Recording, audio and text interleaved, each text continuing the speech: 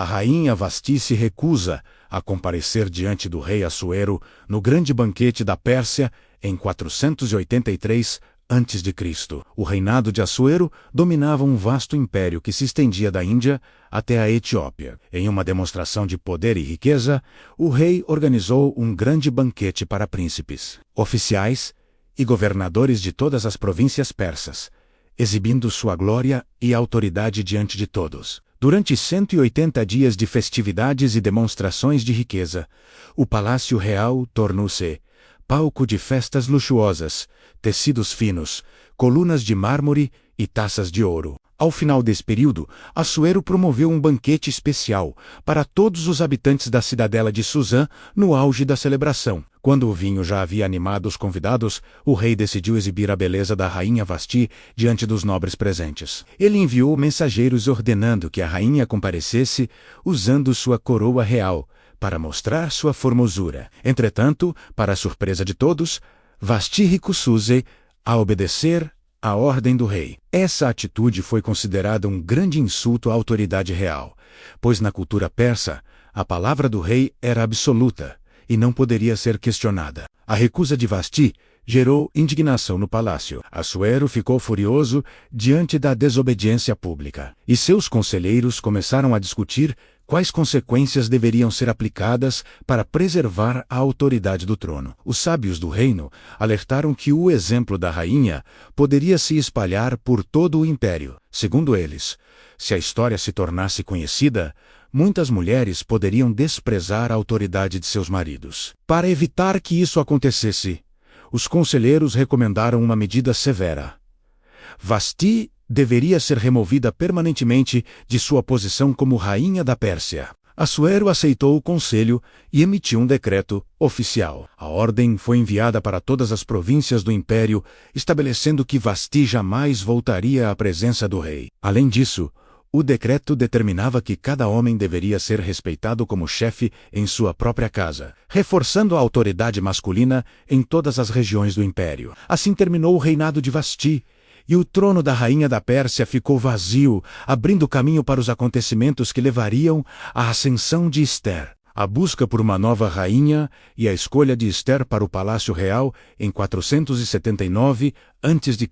Com o passar do tempo, a ira do rei Assuero contra Vasti diminuiu, mas o trono da rainha permanecia vazio. Seus conselheiros perceberam que o rei precisava de uma nova companheira e começaram a planejar uma forma de escolher uma nova rainha. Eles sugeriram organizar uma grande seleção entre as jovens mais belas de todo o Império Persa. Assim, oficiais foram enviados para reunir moças formosas de diversas províncias e levá-las ao palácio em Suzã. Essas jovens seriam colocadas sob os cuidados de Hegai, o responsável pelo harém do rei. Ali, receberiam tratamentos especiais de beleza, perfumes, banhos e preparações durante meses antes de se apresentarem ao rei. Entre as jovens escolhidas estava Ester, uma jovem judia que havia sido criada por seu primo Mordecai após a morte de seus pais. Ela vivia discretamente entre o povo persa sem revelar sua origem judaica. Ester possuía uma beleza marcante e uma postura humilde que rapidamente conquistaram a simpatia de Hegai. Ele passou a tratá-la com atenção especial, oferecendo-lhe os melhores cuidados disponíveis no palácio. Durante 12 meses de preparação, as jovens passavam por tratamentos com óleos, especiarias e perfumes raros. Todo esse processo tinha como objetivo preparar cada candidata para sua apresentação diante do rei. Quando chegou sua vez, Ester apresentou-se diante de Assuero, com simplicidade e graça. Diferente de outras jovens que buscavam impressionar com adornos excessivos, ela confiou apenas no que lhe foi aconselhado. O rei ficou profundamente impressionado com sua beleza e comportamento. Entre todas as jovens do império, Ester destacou-se de forma singular diante do olhar do soberano persa. Assuero colocou a coroa real sobre sua cabeça e declarou Ester como a nova rainha da Pérsia, ocupando o lugar que antes pertencera a Vasti. Para celebrar o acontecimento, o rei organizou um grande banquete em honra de Ester e concedeu presentes e benefícios a diversas províncias do império. Mordecai descobre uma conspiração para matar o rei Assuero em 478 a.C. Mordecai primo e tutor de Esther, costumava permanecer próximo ao portão do Palácio Real. Esse local era frequentado por oficiais, guardas e funcionários que serviam diretamente ao rei. Enquanto Esther vivia no palácio como rainha, Mordecai continuava sua rotina simples, mantendo-se atento aos acontecimentos da corte. Sua presença constante no portão permitia que ele ouvisse conversas importantes. Certo dia, Mordecai ouviu 2 oficiais do palácio, Bigtan e Teres, conspirando contra o rei Assuero. Eles planejavam assassinar o monarca como forma de vingança, por motivos internos da corte. Percebendo a gravidade da situação, Mordecai decidiu agir imediatamente. Ele enviou a informação à rainha Esther, que tinha acesso direto ao rei. Esther transmitiu a denúncia ao rei Assuero, informando que a descoberta havia sido feita por Mordecai. O rei ordenou que uma investigação fosse realizada para confirmar os fatos. Após a averiguação, descobriu-se que a conspiração era verdadeira. Os 2 oficiais foram presos e posteriormente executados por traição contra o rei. Todo o episódio foi registrado nos anais oficiais do Império Persa, que documentavam os acontecimentos importantes do reinado. Apesar de Mordecai ter salvado a vida do rei, naquele momento ele não recebeu nenhuma recompensa ou reconhecimento público por sua ação. O registro, entretanto, permaneceu arquivado nos livros da corte. Anos depois, esse detalhe aparentemente esquecido teria um papel decisivo na história. Assim, Mordecai continuou sua vida simples no portão do palácio, sem imaginar que aquele ato de lealdade seria lembrado no momento certo. Amã é elevado a grande autoridade no Império Persa em 475 a.C. Algum tempo depois desses acontecimentos, o rei Assuero decidiu promover um de seus oficiais a uma posição de grande poder dentro do império. O escolhido foi Amã, filho de Amedata, descendente dos Agarritas. Amã recebeu uma posição acima de todos os demais príncipes e governadores do reino. Seu cargo lhe concedia grande influência política e acesso direto ao rei. Como sinal de respeito à sua autoridade, foi ordenado que todos os oficiais do palácio se curvassem diante dele, sempre que passasse pelo portão real. A maioria dos servos do rei obedecia a ordem sem questionar. Curvar-se diante de autoridades era um costume comum nas cortes do Antigo Oriente. Entretanto, Mordecai recusava-se a se inclinar diante de Amã.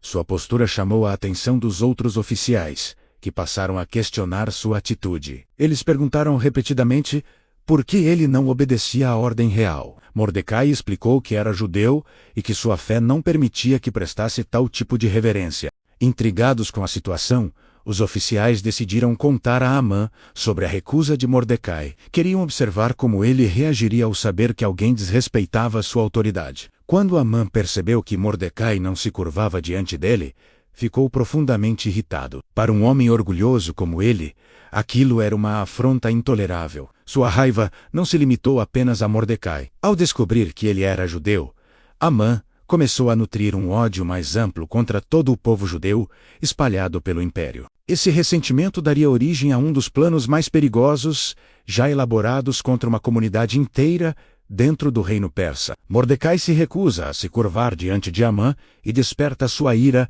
em 474 a.C.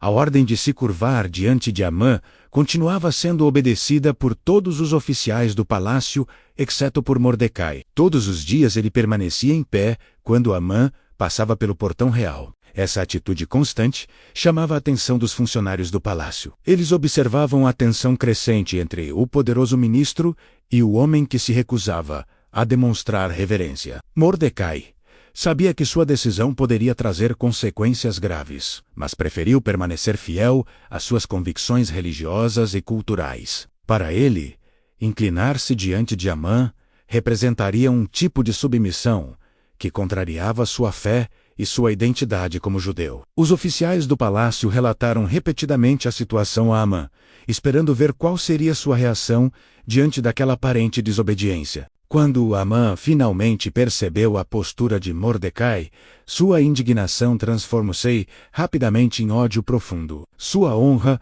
parecia ter sido desafiada publicamente. No contexto das cortes orientais antigas, a honra e o status social eram extremamente valorizados. Um gesto de desrespeito poderia ser considerado uma ameaça a autoridade. Amã começou a pensar em formas de punir Mordecai de maneira exemplar. Porém, sua ambição e orgulho o levaram a imaginar algo muito maior. Em vez de eliminar apenas Mordecai, ele decidiu atacar todo o povo judeu espalhado pelas províncias do Império Persa. Esse pensamento marcou o início de um plano sombrio que colocaria em risco a vida de milhares de pessoas e mudaria completamente o destino do povo judeu. O plano de Amã para destruir todos os judeus do Império Persa em 474 a.C. O ressentimento de Amã contra Mordecai crescia a cada dia que passava. A simples presença do judeu no portão do palácio era suficiente para alimentar sua indignação e ferir seu orgulho diante dos demais oficiais da corte persa. Ao descobrir que Mordecai pertencia ao povo judeu,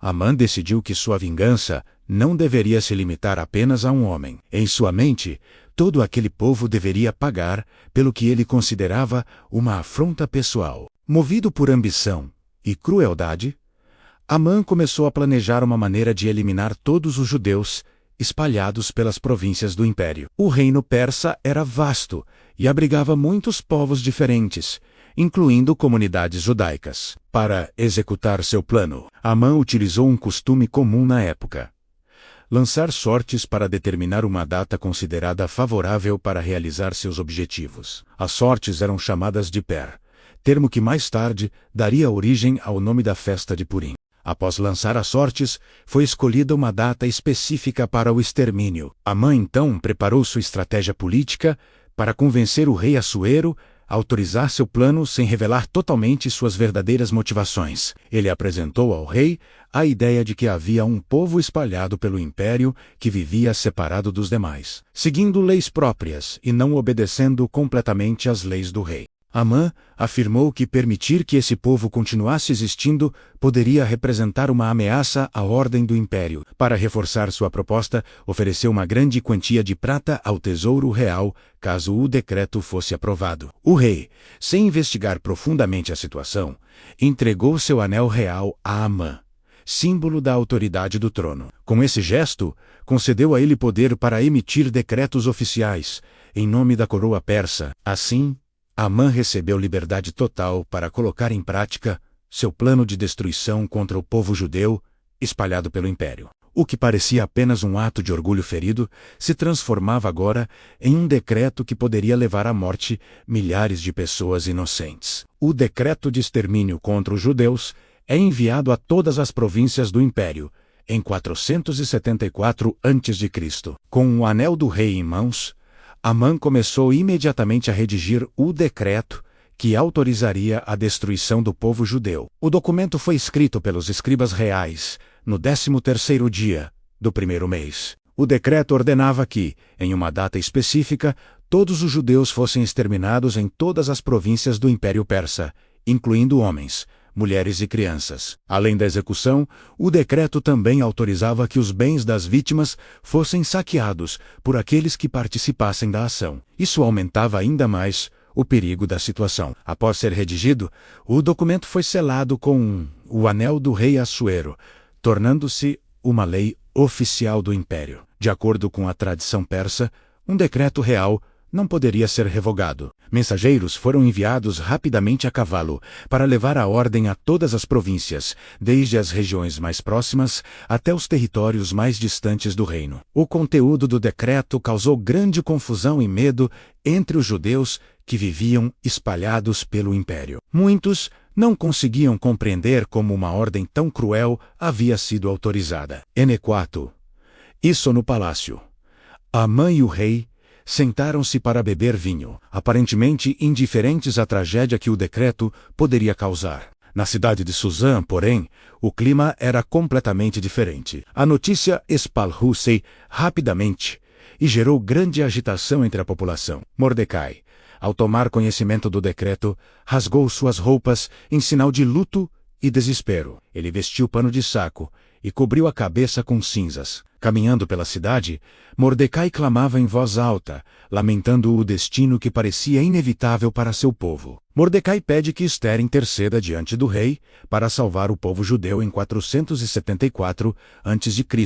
Ao saber do decreto mortal contra os judeus, Mordecai procurou encontrar uma forma de agir rapidamente. Ele sabia que a única pessoa com acesso direto ao rei era Ester, agora rainha da Pérsia. Vestido com pano de saco e demonstrando grande tristeza, Mordecai aproximou-se do portão do palácio real, pois ninguém podia entrar na presença do rei usando roupas de luto. A notícia do sofrimento de Mordecai chegou até Ester dentro do palácio. Preocupada, ela enviou roupas para que ele pudesse trocar e se apresentar de maneira adequada. Mordecai recusou as roupas e enviou uma mensagem detalhada à rainha, explicando o decreto de extermínio e o plano elaborado por Amã contra o povo judeu. Ele também pediu que Ester fosse até o rei e implorasse por misericórdia em favor de seu povo. Era uma missão extremamente perigosa, pois aproximar-se do rei, sem ser chamada, poderia resultar em morte. Ester respondeu a Mordecai,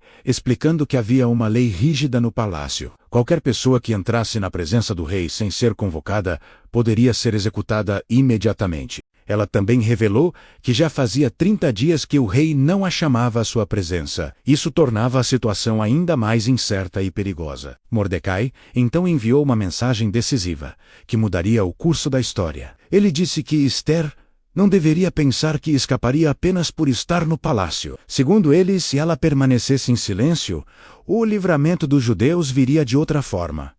Mas ela e sua família poderiam perecer. Mordecai concluiu com palavras que ecoariam através dos séculos. Talvez Ester tivesse chegado à posição de rainha justamente para um momento como aquele. Ester arrisca sua vida ao comparecer diante do rei sem ser chamada em 474 a.C. As palavras de Mordecai tocaram profundamente o coração de Ester.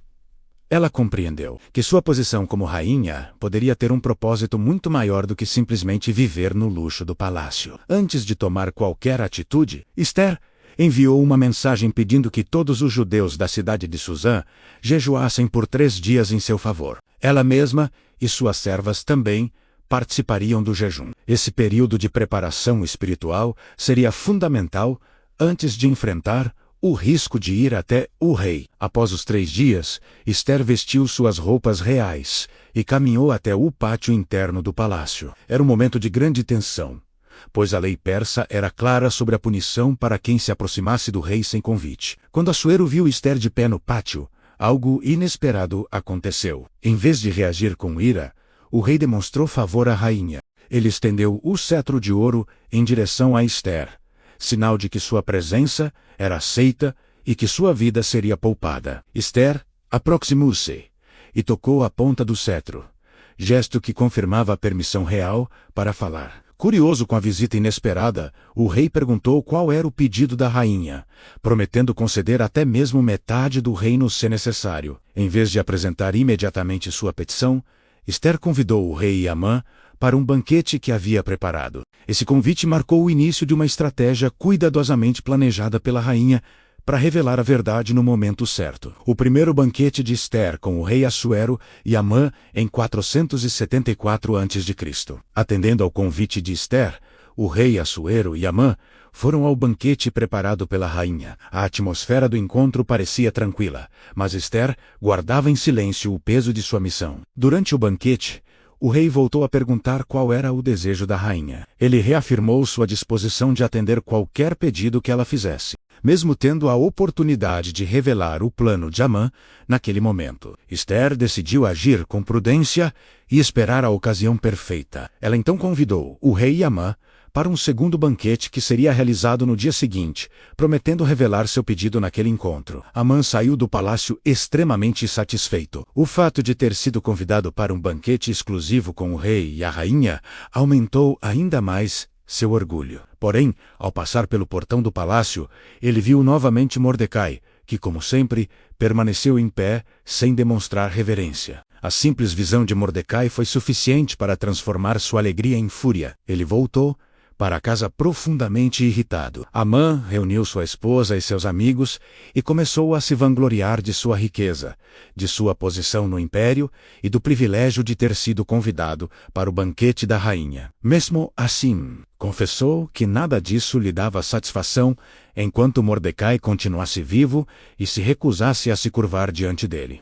Influenciado por sua família, Amã decidiu mandar construir uma grande forca para executar Mordecai no dia seguinte, sem imaginar que os acontecimentos daquela mesma noite mudariam completamente seu destino. A noite em que o rei descobre que Mordecai salvou sua vida em 474 a.C., naquela mesma noite, após o primeiro banquete oferecido por Ester, o rei Assuero teve dificuldades para dormir. Em vez de permanecer inquieto em silêncio, ele ordenou que trouxessem os registros oficiais do reino para serem lidos diante dele. Esses registros continham acontecimentos importantes do reinado, cuidadosamente anotados pelos escribas da corte persa. Entre as diversas histórias registradas, estava um episódio aparentemente esquecido. Durante a leitura, foi mencionado o momento em que Mordecai havia denunciado a conspiração dos oficiais Bigtã e Teres, que planejavam assassinar o rei anos antes. Ao ouvir a história, Assuero perguntou imediatamente que recompensa havia sido dada a Mordecai por ter salvado sua vida. Os servos responderam que nenhum reconhecimento havia sido concedido naquele momento. A revelação surpreendeu o rei, que considerou injusto que um ato tão importante tivesse passado sem recompensa. Na mesma hora, o rei perguntou quem estava no pátio do palácio. Coincidentemente, Amã havia chegado naquele instante para pedir autorização para executar Mordecai na forca que havia preparado. Amã foi conduzido à presença do rei antes mesmo de apresentar seu pedido. Assuero então lhe fez uma pergunta inesperada. O rei perguntou o que deveria ser feito a um homem que o rei desejasse honrar publicamente diante de todos. Amã, imaginando que o rei falava sobre ele próprio, começou a pensar em formas grandiosas de reconhecimento e honra, sem saber que estava prestes a promover seu maior inimigo. Amã sugeriu uma cerimônia pública de grande prestígio para aquele homem. Amã é humilhado ao ter que honrar Mordecai publicamente em 474 a.C. Convencido de que o rei desejava homenageá-lo, Amã propôs que o homem honrado fosse vestido com roupas reais, usadas pelo próprio rei. Ele também sugeriu que essa pessoa fosse colocada sobre um cavalo que o rei já havia montado, com a coroa real colocada sobre a cabeça do animal. Segundo sua ideia, um dos nobres mais importantes do reino deveria conduzir o cavalo pelas ruas da cidade, proclamando a honra concedida pelo rei. Amã imaginava-se sendo celebrado diante de toda a cidade de Suzã, recebendo reconhecimento público por sua posição e importância dentro do império. Entretanto, a resposta do rei mudou completamente o rumo da situação. Assuero ordenou que Amã executasse exatamente aquele plano para Mordecai. O rei disse que Mordecai, o judeu que ficava sentado no portão do palácio, deveria receber aquela honra imediatamente. Amã ficou chocado com a ordem real, mas não tinha escolha. Como servo do rei, precisava obedecer sem questionar. Assim, ele vestiu Mordecai com as roupas reais e o colocou sobre o cavalo, diante da população da cidade. Amã caminhou à frente do cavalo, proclamando em voz alta que aquele era o homem que o rei desejava honrar. O homem que planejava executar Mordecai acabou sendo obrigado a conduzir a cerimônia que exaltava seu maior inimigo diante de todos. Ester revela o plano de Amã para destruir os judeus em 474 a.C. No dia seguinte, o rei Assuero e Amã compareceram ao segundo banquete preparado por Ester. O momento, finalmente, havia chegado para a rainha revelar seu verdadeiro pedido. Durante o banquete, o rei voltou a perguntar qual era o desejo de Ester, prometendo novamente conceder até mesmo metade do reino, se fosse necessário. Com coragem e firmeza, Ester começou revelando sua própria identidade. Ela declarou que seu povo estava condenado à destruição. A rainha explicou que um decreto havia sido emitido para exterminar todos os judeus do império, incluindo homens, mulheres e crianças. Ester afirmou que, se seu povo fosse apenas vendido como escravo, ela permaneceria em silêncio, mas que a destruição completa representava uma injustiça intolerável. O rei, surpreso e indignado, perguntou quem havia ousado planejar algo tão terrível. Então, Ester apontou diretamente para Amã e declarou diante de todos que ele era o responsável pelo plano contra seu povo. A revelação causou um choque imediato na sala do banquete. Amã ficou aterrorizado ao perceber que sua conspiração havia sido exposta. Assuero levantou-se furioso e saiu para o jardim do palácio, tentando controlar sua indignação. Enquanto isso, Amã permaneceu no salão, implorando desesperadamente pela misericórdia da rainha. Esther, a queda de Amã e sua execução na forca que ele preparou para Mordecai em 474 a.C. Enquanto o rei estava no jardim do palácio, Amã aproximou-se de Esther, suplicando por sua vida. Ele sabia que seu destino agora dependia da decisão do rei. Desesperado, Amã inclinou-se sobre o sofá onde Esther estava reclinada, implorando que ela intercedesse por ele diante do rei. Nesse momento, Assuero retornou ao salão e interpretou a cena de maneira ainda mais grave. Ao ver Amã inclinado sobre a rainha, o rei pensou que ele estava tentando agredi-la dentro do próprio palácio real. Indignado, Assuero declarou que aquela atitude era intolerável e ordenou imediatamente que Amã fosse preso. Os servos do palácio cobriram o rosto de Amã, gesto que simbolizava a condenação de alguém diante do rei. Nesse momento, um dos oficiais informou que Amã havia construído uma grande forca em sua casa para executar Mordecai. Ao ouvir isso, o rei ordenou que Amã fosse enforcado exatamente naquela mesma forca que havia preparado para seu inimigo. A execução foi realizada imediatamente, marcando o fim do poderoso ministro que havia tentado destruir o povo judeu. Assim, o homem que planejou a morte de muitos acabou enfrentando o destino que havia preparado para outro. A instituição da festa de Purim, para celebrar a salvação dos judeus, em 473 a.C.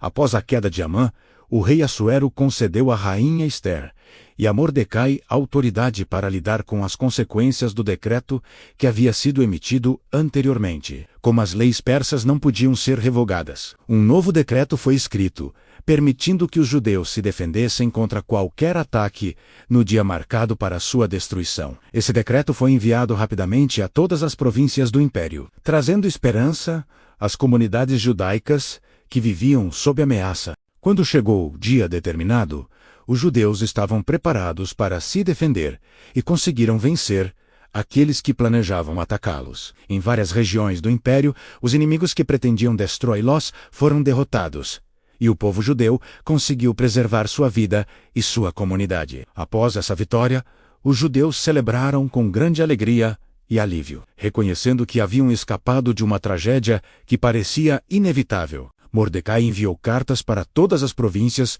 estabelecendo uma celebração anual para lembrar aquele livramento. A festa foi chamada de Purim, em referência às sortes que Amã havia lançado ao planejar o dia da destruição. A celebração incluía alegria, troca de presentes e ajuda aos pobres, marcando um momento de gratidão e união entre o povo. Desde então, Purim tornou-se uma das festas mais importantes da tradição judaica, lembrando que mesmo em momentos de grande perigo, a esperança pode prevalecer.